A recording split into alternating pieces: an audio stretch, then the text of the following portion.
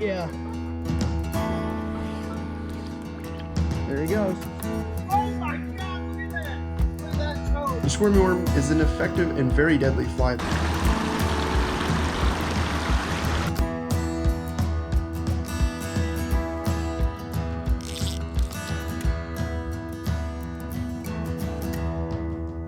What's up, guys? My name's Bryon. And I'm Jeff. And you're watching EmpireColdwater. Let's rip some lips. How's it going, everybody? Welcome back to the channel, and you're watching EmpireColdwater. Now, I know it's been a little while since you guys have had a video from me, and that's because I've been pretty busy lately. I mean, I know that's not a great excuse, but that's kind of the truth. Jeff has been kind enough to take the lead on things for a little bit, getting some videos of his out, and he's put some pretty neat things out, but I'm gonna have the first video back here today. I'll have to apologize to you guys in advance. This video was filmed a couple weeks ago when I was still on my old fly tying setup, so it's gonna be in the format as the last one I put up. But going forward, I do have a new setup, and it's gonna look a whole lot better. So just bear with me for this one, and then we'll get going on a little better ones. But for today's video, I have a couple of nymphs that I tied up for us.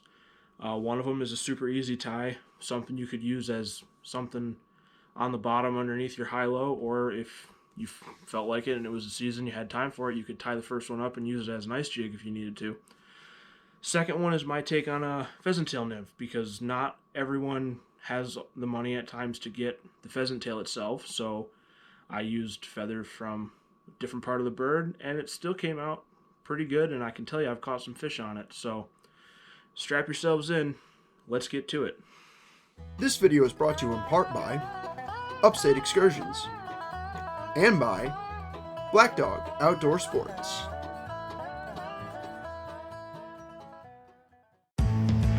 Alright guys, I'm going to go ahead and call this one El Dorado, and you'll probably understand why once we get into it. But the first thing we're going to grab here is a size 16 nymph hook, and we're going to pair that nicely with a 2.0 millimeter tungsten bead head.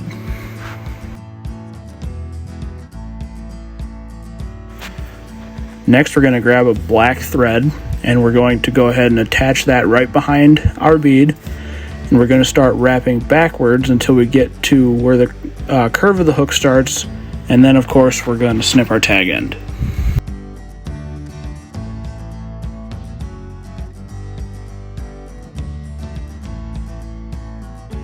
Next thing we're going to grab is some medium gold UTC wiring.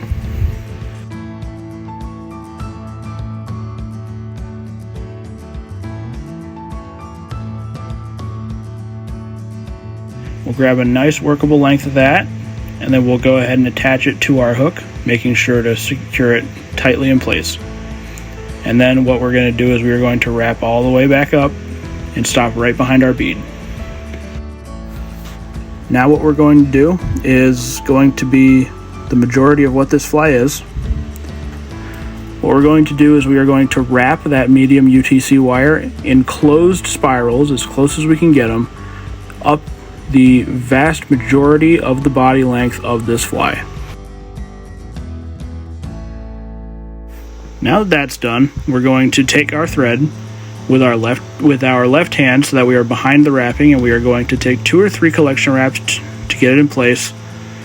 We might go a couple times in front just to make sure we got a thread dam, and we're going to go back behind it to make sure we got it exactly where we want it before we end our thread right behind the bead. And what we're going to do is we're going to helicopter that wire free.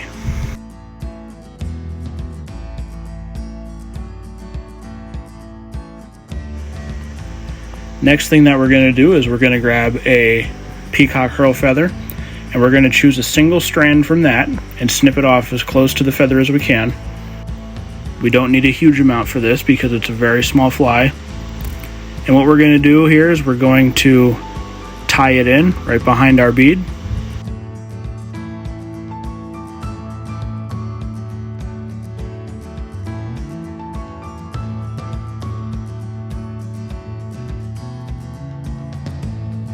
Once that's nice and secure, all we're going to do is we're going to wrap that piece of herl from where the gold UTC wire stops all the way up until we get to our head, which shouldn't be very long, just enough to make a little bit of a thorax there.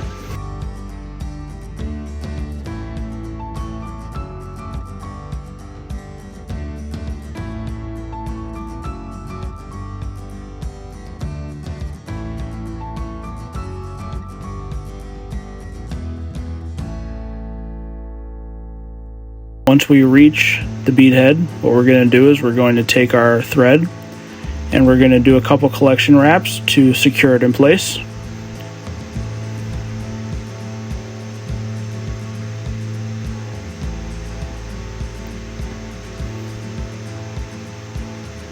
And then of course we're going to come in and we're going to snip it off as close to the bead head as we possibly can. And that's it. It's the whole thing. So now what we're going to do is we're going to take the whipping tool and we're going to put a whip finish on it.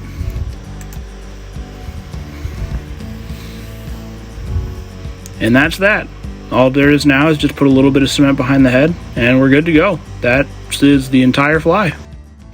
Alright y'all, on to the next. This is going to be a variation on a pheasant nymph. And what we're going to do here is we are going to start off our tie with this time a size 14 nymph hook. And what we're going to do with that is we're going to pair it with the next size up. We're going to pair it with a 2.4 millimeter tungsten bead head. And that is going to be the basis for our tie. First thing we're going to do here is we're going to grab a workable length of our lead-free underwire. And this is what's going to keep this fly on the bottom, or at least as close to the bottom as you let it go. Let's go ahead and make sure our bead is all the way up at the front right there where it belongs. And we're going to take this length of lead-free underwire. And just to get it on the hook, we're going to pinch it on the hook with our finger, and we're just going to wrap it on in some as close to closed spirals as we can, but it's okay if it's open a little bit. We're going to push that forward, compress all that into a nice little bundle, adjust it to the correct length. Maybe we do one or two more wraps around just so we get it as long as we need it to be. Then we're going to go ahead and push that back up into the bead, show us where we got to cut, and we're going to go ahead and cut both of those tags.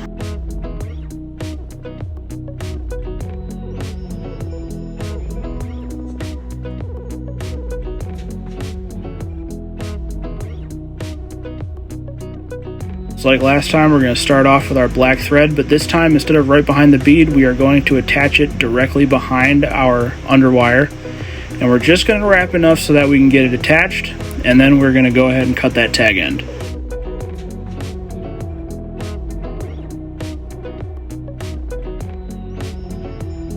This is where it starts to get a little bit complicated. So for our tail, I have a pheasant feather behind the camera here, and what I've done is I've cut 8 to 10 fibers from that feather off, and I've evened them up, and what we're going to do here is we're going to use those fibers to tie our tail in. So what I'm going to do here, as you've seen, I'm just going to put a couple wraps in to get it secure, and then I'm going to adjust the tail to where I want it to be.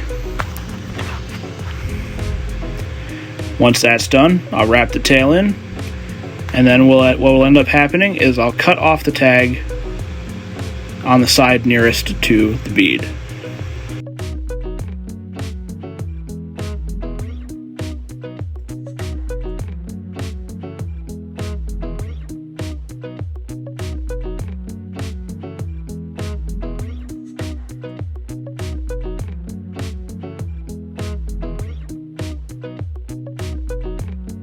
Now once that tag end's cut off, what we're going to do is we're going to wrap right up over where it was and right up well into that underwire.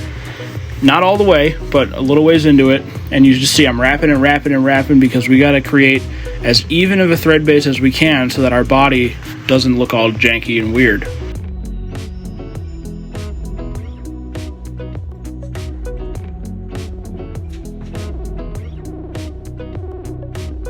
Next, what we're going to do is we're going to grab another length of that medium gold UTC wire.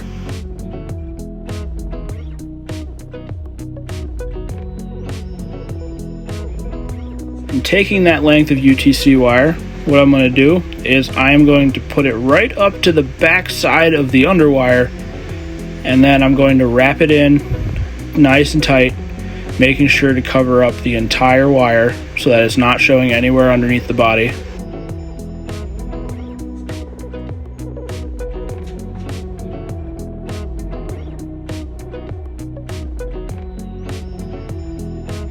You see me grab my tweezers there because as we were wrapping, that underwire popped out a little bit, so all we gotta do is flatten it back down and then we're good to go. So, finish wrapping up that wire, and then we're gonna leave the thread right there. And once again, what I've done here is now we're gonna wrap the body. And once again, I'm grabbing 8 to 10 fibers from that pheasant feather, and we're gonna tie those in and wrap them around our thread base as a body. However, rather than last time where I wrapped it in by the ends so that the tips were sticking out for the tail, this time I'm going to wrap them in by the tips of the feathers, and then we are going to wrap the thicker, sturdier bottom part of the feather around the body to cover it as our nymph body.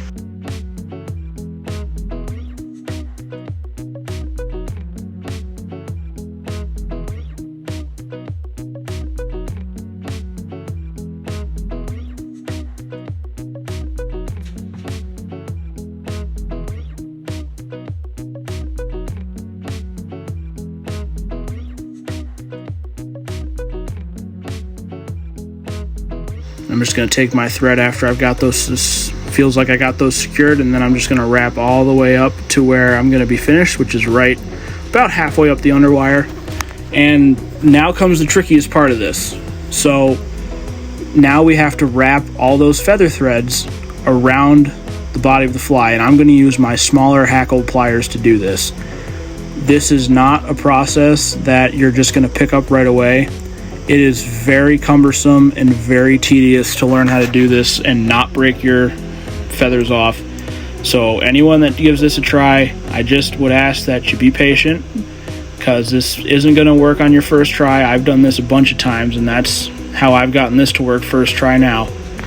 But you'll eventually get to the point where it'll get easier, and then it'll be like second nature to you. And now I've got it up to where my body is going to be finished. And what I'm doing here is I'm taking a couple wraps behind it while my pliers are still on, just to keep them in place. And then I can go ahead and let go with the pliers. It's not going to go anywhere. I'm just going to wrap it up a couple times to make sure it actually doesn't go anywhere. And then what I'm going to do is I'm going to come in, just like I did with the tail, and I'm going to snip that end off. And then once I snip that end off, we're going to wrap right over top of it again so that we have a nice thread base to do our thorax. Next step, we're going to go all the way back to the end, and we're going to grab that gold wire. And now what we're going to do is we're going to take that wire and in very careful, very deliberate open spirals with as even length between them as you can, we're going to wrap up the body until we reach the point where we have wrapped over the end of our feather threads, which is that black area there. And once we get there, we're going to wrap around so that we know it's not going to go anywhere, and then we're going to take our thread and then secure the wire and eventually helicopter it free.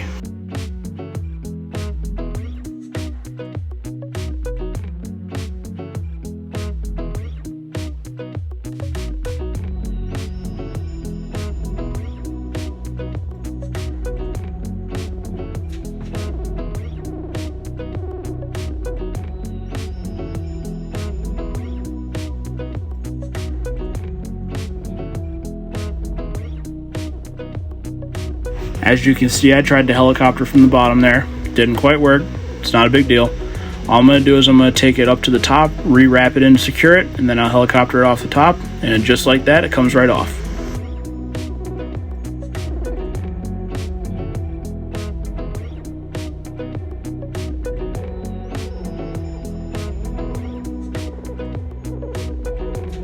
Now we're back in Tricky Town once again. This time we are grabbing 10 to 14 strands of the feathers, I should say, and we're going to tie them in at the back of our thorax with the tips of the feather pointing out over the head of the fly. And what you saw me doing there was I was trying to find the darker side, because obviously the darker side would make a better thorax. And what I did here is I put the dark side down, and you'll find out why I did that in just a minute here. But I am going to take wraps and secure it down onto the thorax of our fly. And rather than stop so that they're angled over the front, what you're going to see happen here is I'm going to take wraps and I'm going to be holding them so it'll be hard to see so they don't move. But I'm going to take wraps all the way up until I get to the head of the fly, and this will cause the ends of those feathers to stand straight up. And that's very important for later.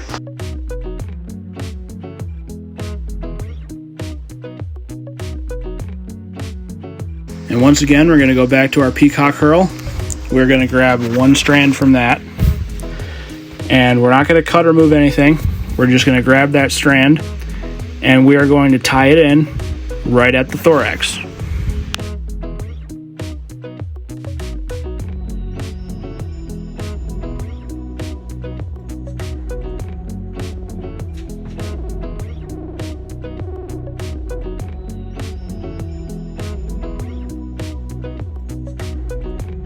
Once that's tied in, we're going to counter wrap our herl feather here in closed spirals until we reach the head of our fly, but we are not going to go beyond those upstanding feather ends.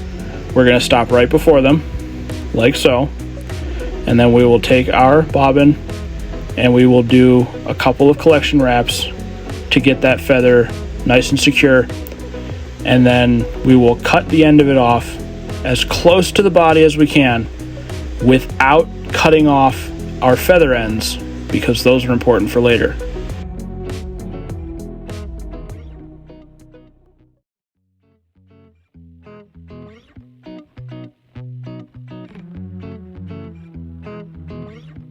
Turning the fly forward here, and it's facing you so that you can see what I'm going to do here. All those feather ends that are sticking up are going to eventually become the two little winglets that are on the side of our nymph. And what I have to do is I have to split those in half with a little bit on each side, but not too much on one side so that it looks funny.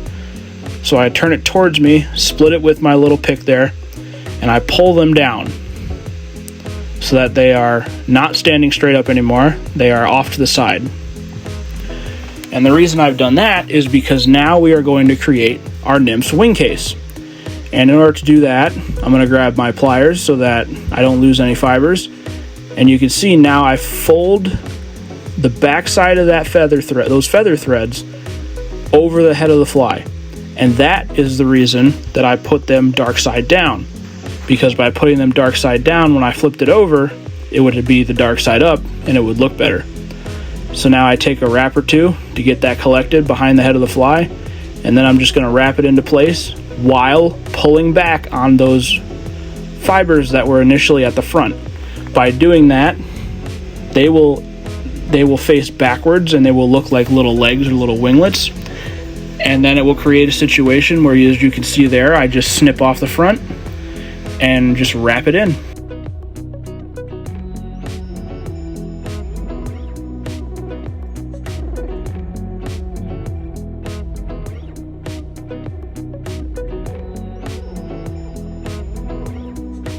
And there you go. That'll do it for this one. And because of all the stuff that's being held up at the front of the fly there, what I'm going to do is a double whip here. I don't do this very often, but with all the collection that's held right up there under that bead, I felt like 2 whips would be appropriate for this one. And then all we're going to do is we're going to hit it with a little head cement after we cut our thread off. And that'll be that. It's probably just as good or better as the other nymph that I showed you, but that one's a little bit more difficult than the first one to tie, obviously.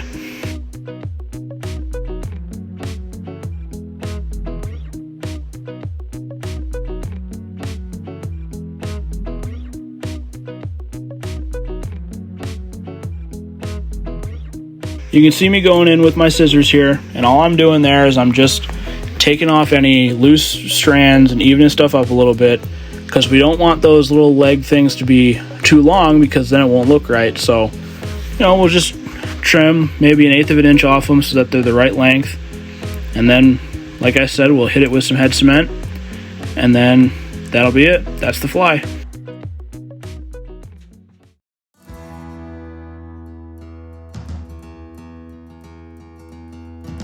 We hope you guys enjoyed the video. If you like what you saw today, consider giving this video a thumbs up and subscribe for more.